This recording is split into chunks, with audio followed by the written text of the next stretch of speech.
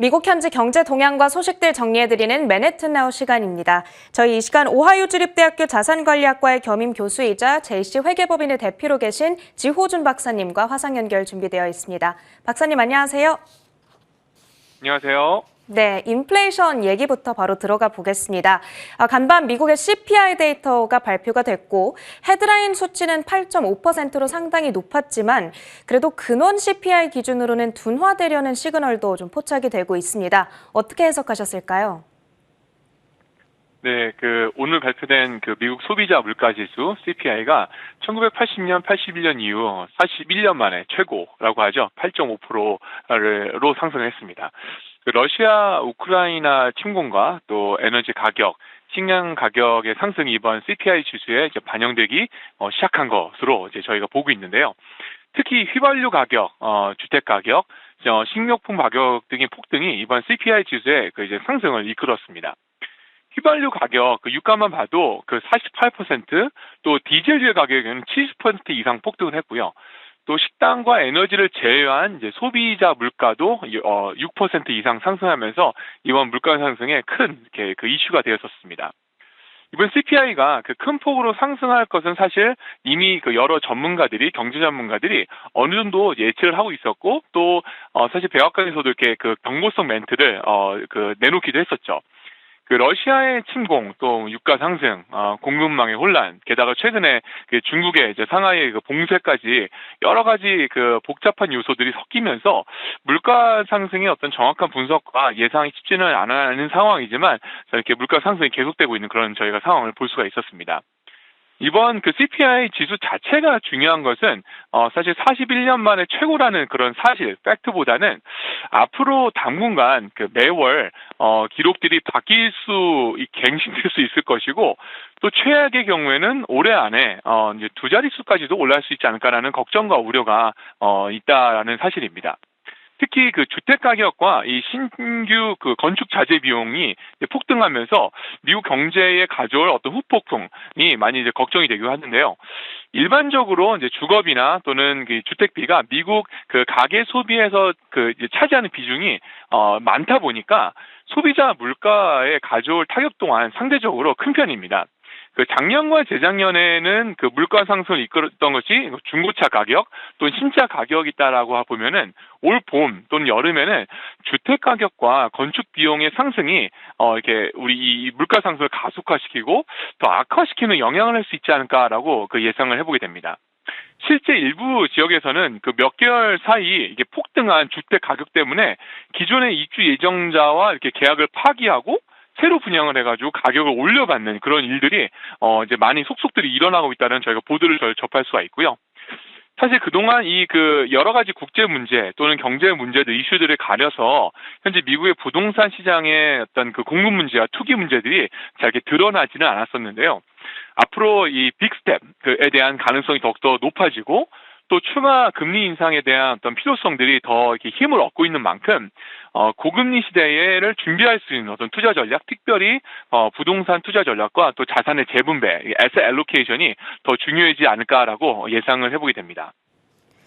아무래도 이번 물가지표에서 가장 핵심이 됐던 키포인트는 피크아웃 여부였던 것 같은데요. 일각에서는 3월에 정점을 찍고 좀 안정될 거다라는 의견이 있는가 하면 아니다, 계속 심화세를 이어갈 거다라는 의견이 있기도 합니다. 박사님께서는 어느 쪽에 무게를 두고 계세요? 네, 피크아웃의 어떤 근거, 백그라운드는 이미 다 알려진 것처럼 여러 가지 문제가 있겠지만, 특별히 이제 러시아 침공, 러시아의 우크라이나 침공 이후에 치솟았던 유가가 아직은 불안하긴 하지만, 그래도 4월 초 이후부터는 이제 시장에서는 안정세로 접어든 것을 저희가 확인할 수 있습니다. 앞서 말씀드렸던 것처럼 이렇게 복잡하고 불안정한 여러 가지 요인들 속에서 일부 경제 전문가들이 물가 안정화에 대한 어떤 기대를 예상하는 가장 큰 요인 중에 하나가 이 유가의 안정인데요. 유가 변동이 이제 오늘만 해도 많이 이렇게 요동쳤지만 소비 심리와 직접적으로 연관이 있다 보니까 연준의 어떤 빅스텝의 금과 또 금리 인상에도 여전히 소비 침체의 문제로 가지 않을 것이다라는 그런 조심스러운 전망들이 많이 있는 상황 같습니다. 그 유가가 여전히 등락을 계속하고 있긴 하지만 그 몇 주째 상대적으로 그 많이 안정이 되고 있습니다. 실제로 또 물류 쪽에도 큰 악재로 작용할 수 있었던 그 중국 상해 지역의 봉쇄 조치도 35%, 40% 이상 이제 완화되었다는 소식도 저희가 접할 수 있는데. 이런 소식들이 그 앞으로의 어떤 그 물가 상승에 대한 전망에 또 힘을 실어주고 있는 것 같습니다. 하지만 개인적으로는 아직까지는 이제 물가 피크아웃을 논하는 것은 다소 시기상조가 아닐까라고 생각을 합니다. 에너지 가격과 곡물 가격의 상승이 소비자 물가로 이렇게 그 본격적으로 반영되게 될 이번 달 이제 4월의 불확실성 때문인데요. 그 2년 넘게 지속되고 있었던 공급망의 문제와 또 물류에 대한 어떤 근본적인 해결 방안이 보다 체계적으로 능동적으로 놓고 강력하게 준비되어 이렇게 그 시행되지 않는다고 하면은 아직 좀 저희가 시간이 필요한 것 같다고 생각을 하고요. 이번 달 한 달 동안 남은 한 달 동안 이제 4월 동안 어떤 물가 흐름과 또 실물 경제에 대한 흐름 분석을 대한 어떤 그 중요성들이 어느 때보다 더 중요하지 않을까 필요성이 대두되지 않을까라고 예상을 해보게 됩니다. 어제 헤드라인 수치를 보고 깜짝 놀랐는데 그래도 그거에 비해서 오늘 시장 반응이 나쁘지는 않아서 다행이라고 여기고 있습니다. CPI 데이터에 대한 박사님의 총평을 먼저 한번 들어봤고요. 이어서 어닝 시즌에 대한 준비도 해보겠습니다. 이제 이번 주에 본격적으로 1분기 어닝 시즌이 시작되는데 눈높이를 낮춰야 된다라는 전망들이 계속 나오고 있더라고요. 이 이익 전망치 어느 정도로 예상해 보면 될까요?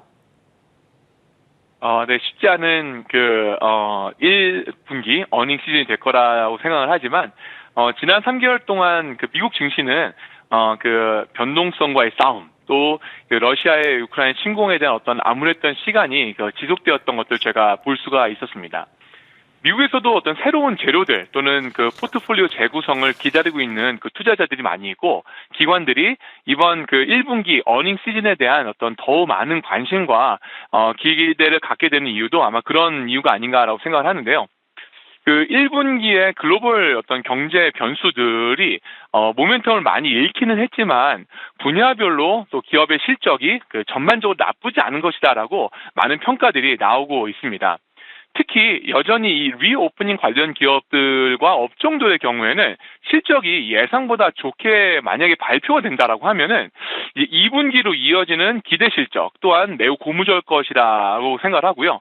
며칠 전에 이제 미국의 그 동부 지역의 필라델피아에서 공공장소에서 다시 마스크를 쓰게 하겠다고 이제 발표를 하면서 코로나 변이에 대한 어떤 지역별로 지역 정부별로 부분적으로 민감하게 반응을 하는 모습을 저희가 볼 수 있기는 하지만 그럼에도 불구하고 이런 움직임들이 어떤 코로나의 재확산으로 연결될 가능성은 현재로서는 매우 낮기 때문에 여전히 그 리오프닝 업종 관련 주들에 대한 긍정적인 기대는 갖게 되는 것 같습니다. 물론 이 변동성에 대한 문제와 또 국가의 어떤 국제 금융에 대한 문제들이 단기간에 그 해결이 되어서 증시에 곧바로 반영되기는 어려울 수 있겠지만 이번 실적 지표 발표가 만약에 예상보다 그 개선이 된다면 아마도 2, 4분기에 주가 반등에 큰 어떤 기미를 보일 가능성 또 새로운 모멘텀을 얻지 않을까라고 생각을 해보게 됩니다. 네, 이번 어닝 시즌에 챙겨야 될 정보가 굉장히 많을 것 같습니다. 저희와 함께 그 수치 확인하시면서 꼼꼼하게 미국장 대응해 보시길 바라겠고요. 저희 박사님과 준비된 시간은 여기까지입니다. 지금까지 맨해튼 나우 시간 미국 오하이오주 현지에서 지호준 박사님과 함께했습니다. 고맙습니다. 감사합니다.